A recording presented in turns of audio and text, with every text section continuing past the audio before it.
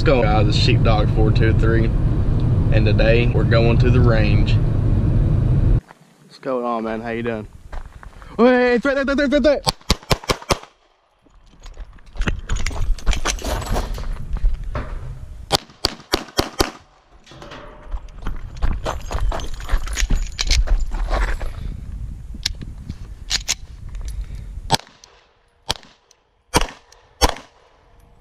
I believe one of the biggest problems with starting a YouTube channel as a police officer is going to be not being able to identify yourself on YouTube. I know there's several police officer YouTubers that have identified themselves, but their department is always kept secret like it should be. The whole issue with maybe seeing your videos, there's a chance that you could get rolled up, get fired, have to take your YouTube channel down. It all depends on the department though. One of the conflicts that I can see coming from being a police officer YouTuber is, say you're telling stories about a drug arrest that you made. Say you arrested Billy Bob for having 0.2 grams of marijuana, but then again you might run into some 17-year-old kids that are just about to start their lives and they might have a felony amount of marijuana.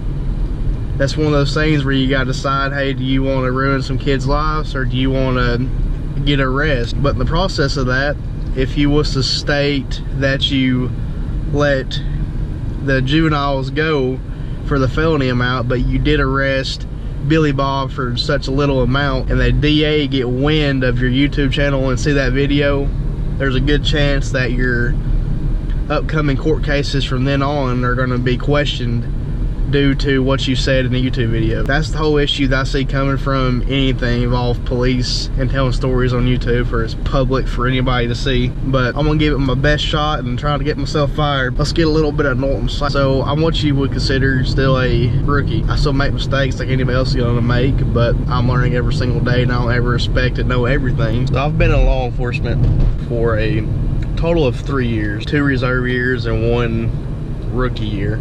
But within that time of being reserved for 2, I learned a lot of things.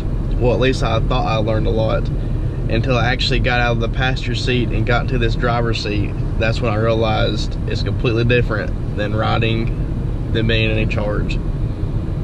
Which, if you think about it, I learned how I should act as an officer from older officers that have been doing it since as long as I've been alive. But going from that passenger seat to this driver's, being the one in charge, giving command, taking order, completely different ball game. When you're riding, all you're doing is you're going to calls, making traffic stops, just learning from the guy that's in charge. But you don't actually know what he's going through until you've been put in this seat and you're the one that are giving the calls to. From me riding all of those hours, I rode for over 1,000 hours.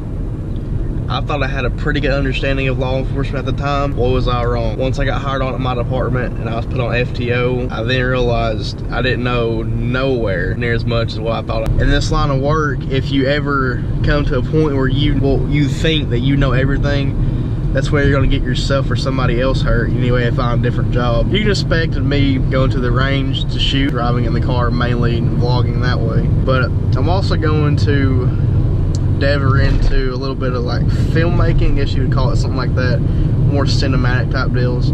I plan on buying a drone. It's gonna be awesome. Get you some very, very nice horizon shots over here in the beautiful state of Tennessee.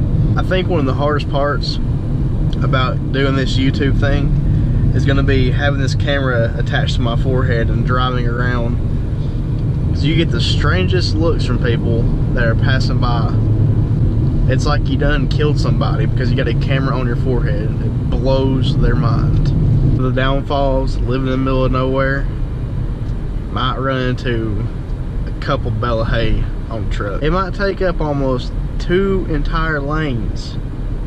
That is the least of his worries, because by God, he is making some serious cash. I'm at that point up here on one of these back roads. There's a good chance that I might hear some banjos playing. One part about living up here in the middle of nowhere in God's country, every single person that you pass on the road will wave at you. Just like guy right there. He waved at me. Everybody waves. All you got is farmland and nice houses. Alright y'all, that's it for today's video.